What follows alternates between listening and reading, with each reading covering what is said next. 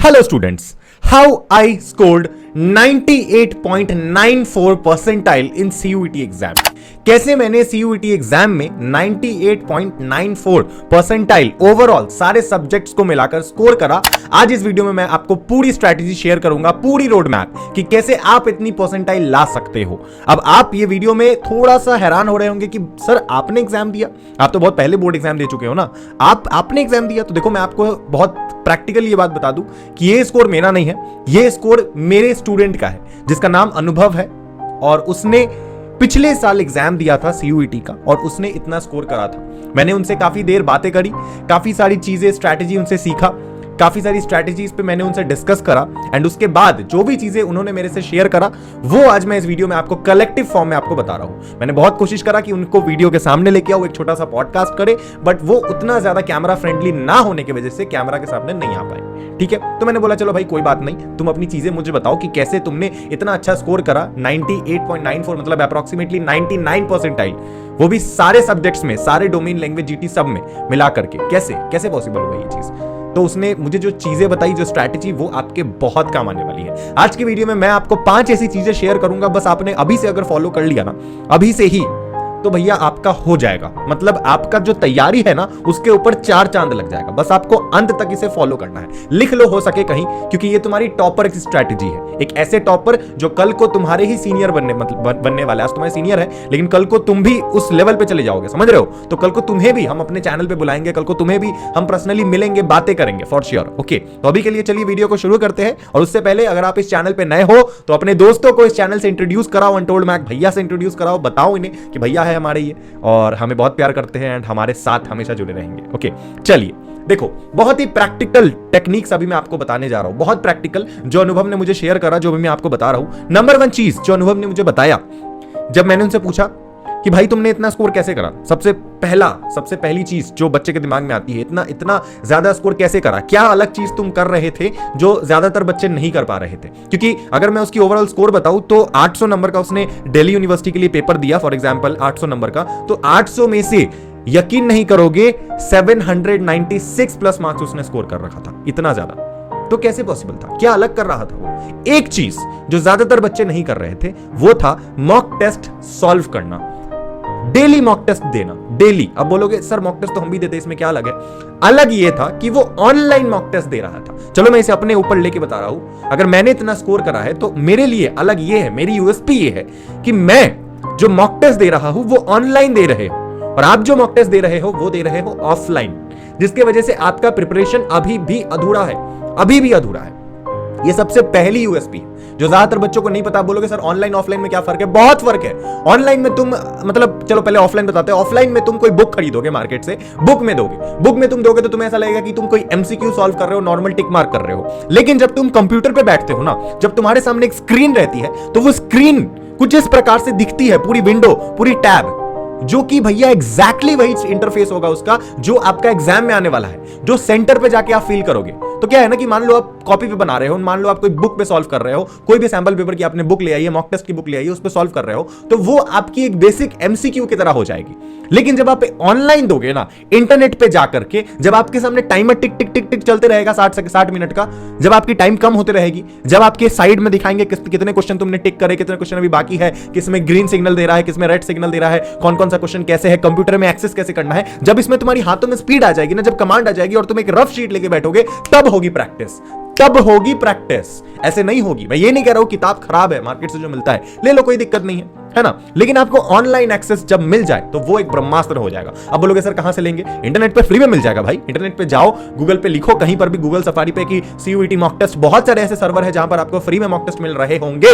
और एनटीए खुद भी मॉक टेस्ट रिलीज करती है। मैं अपना एडवर्टाइजमेंट नहीं करना चाहता हूं ये बोल करके कि भैया हमारे पास मॉक टेस्ट है, तुम आ जाओ ले लो, तुम्हारी मर्जी। तो if you want to join our mock test you can, वहां पर भी तुम्हें इंटरनेट पे ही मिलेगी, सारी चीजें ऑनलाइन मिलेगी, ये आपके ऊपर है। लेकिन मैं ये बोल रहा हूं कि फ्री ऑफ कॉस्ट में भी इंटरनेट पे सब कुछ अवेलेबल है, तो क्यों इधर उधर दिमाग लगा रहे हो? क्यों किसी दुकान पे बुक खरीदने जा रहे हो? जाओ ना, कंप्यूटर उठाओ, नहीं है दोस्तों से मांगो, 10 रुपए दो, कैफे जाओ, करो ना मेहनत, करो ना। कब करोगे? अगर 10 दिन भी है ना तो भी करो, तब निकलेगा। ओके, दूसरी चीज, भाई मैंने उससे पूछा कि चलो ठीक है, पढ़ाई कहां से कर रहे थे तुम?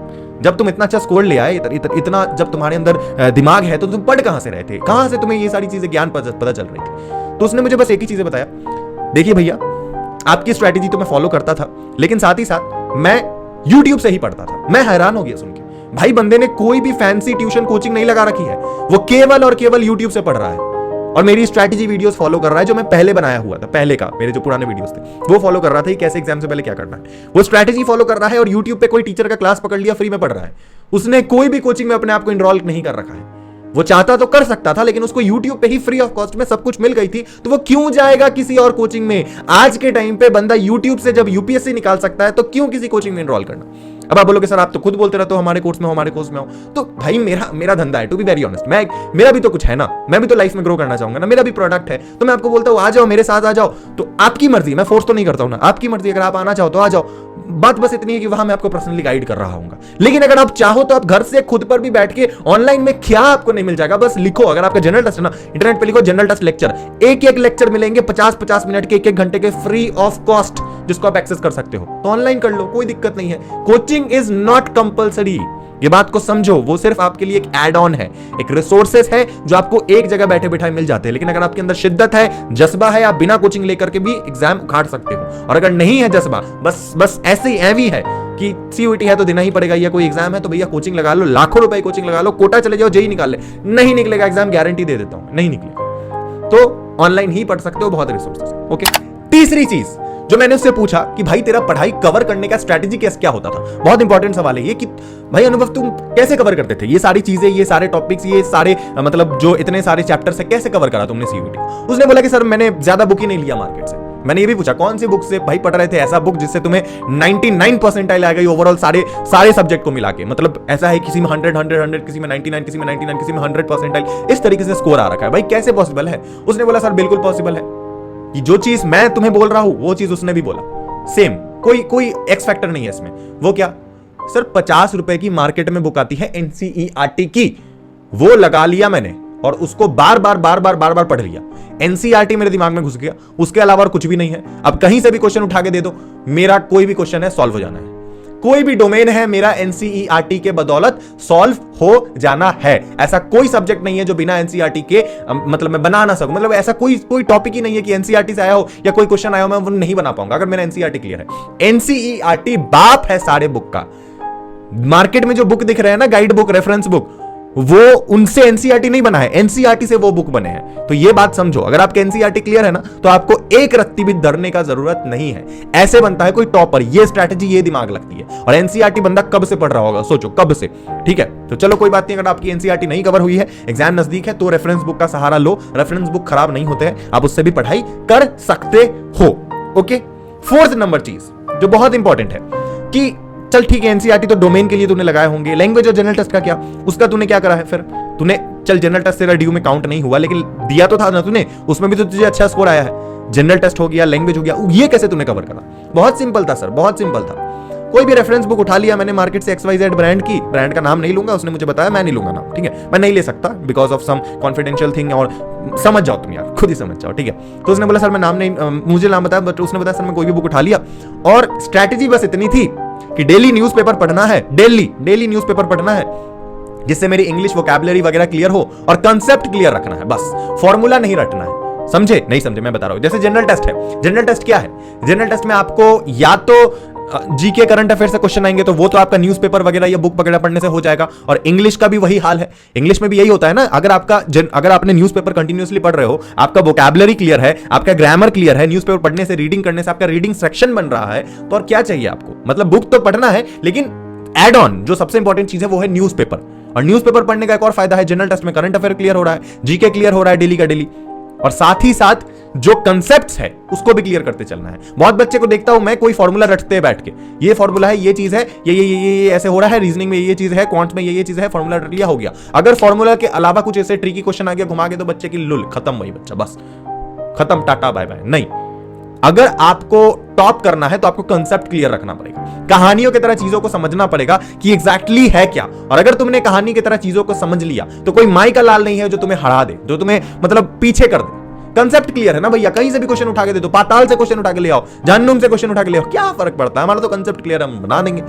ये कॉन्फिडेंस थी बंदे की मुझे बताते हुए कि सर कंसेप्ट क्लियर है ना, कहीं से भी क्वेश्चन दे दो, क्या फर्क पड़ता है, बना देंगे। कंसेप्ट क्लियर होना चाहिए, रटने से नहीं होगा, कंसेप्ट्स को क्लियर करो। और और सबसे बड़ी चीज, 5th नंबर जो उसने मुझे बताई, और ये चीज मैंने नहीं पूछा, उसने खुद बताया।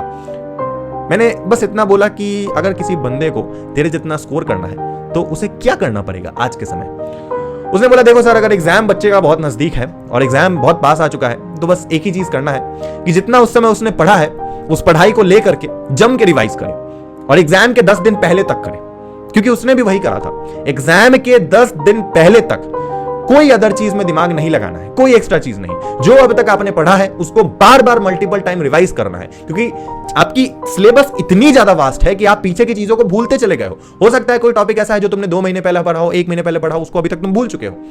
तो इसीलिए अब आपको उन चीजों को दोबारा से रिवाइज करना है और एग्जाम के 10 दिन पहले रिवीजन करने बैठ जाना है और डेली जितने घंटे हो सके बस पढ़ते रहना है, बस जितना हो सके, 2 घंटे, 3 घंटे, 4 घंटे, 5 घंटे। उसके बाद तुम्हारी जो एग्जाम निकलेगी ना, वो मक्खन की तरह होगी, मक्खन की तरह, स्मूथ एज बटर, नहीं चीज, समझ गए, वो हाल हो जाएगा आपका। तो घबराना नहीं है। अगर आप अभी भी, आपके पास अगर कम समय है और अगर आप अभी भी फोड़ना चाहते हो, चलो 99 परसेंटाइल नहीं, लेकिन तुम 90 परसेंटाइल से ऊपर तो ला ही सकते हो सारे सब्जेक्ट को मिला के। अगर बात करें आपका 800 नंबर, 500 नंबर, 600 नंबर का पेपर है तो उसमें कम से कम 600 में 550 प्लस, 800 में 750 प्लस, या फिर 500 में 450 प्लस तो ला ही सकते हो, डेफिनेटली ला सकते हो। और तुम लाओगे बच्चे, तुम लाओगे, तुम्हारा रिजल्ट इस साल का बहुत बवाल होने वाला है, इस बात का गारंटी है। ठीक है, बाकी की चीजें मैं बताते रहूंगा आने वाले टाइम पे। और thank you so much for watching this video. आने वाले टाइम पे आपको भी हम बुलाएंगे अपने चैनल पर, आपसे भी चीजें बातचीत करेंगे और आपकी भी स्ट्रैटेजी हम शेयर करेंगे फॉर श्योर। ओके, तब तक के लिए मिलते हैं अगले वीडियो में। आई होप आप लोग ऐसे ही प्यार करते रहेंगे। Love you, tata, bye bye, जय हिंद।